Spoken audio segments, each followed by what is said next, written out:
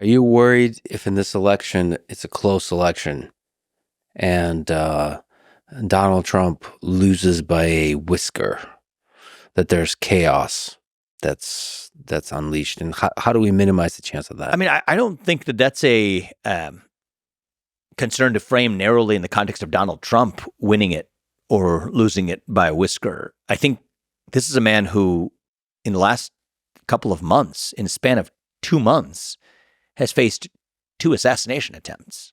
And we're not talking about theoretical attempts. We're talking about like gunshots fired.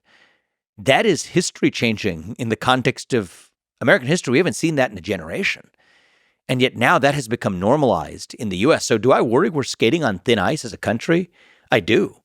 I do think it is a little bit strange to obsess over our concerns or national or media concerns over Donald Trump when, in fact, he's the one on the receiving end of fire from assailants who reportedly are saying exactly the kinds of things about him that you hear from the Democratic machine. And I do think that it is irresponsible, at least, for the Democratic Party to make their core case against Donald Trump. It was Joe Biden's entire message for years that he's a threat to democracy and to the existence of America. Well, if you keep saying that about somebody against the backdrop conditions that we live in as a country, I don't think that's good for a nation. And so do I have concerns about the future of the country? Do I think we're skating on thin ice? Absolutely. And I think the best way around it is really through it. Through it in this election, win by a landslide. I think a unifying landslide could be the best thing that happens for this country, like Reagan delivered in 1980 and then again in 1984. And in a very practical note, a landslide minus some shenanigans is still going to be a victory.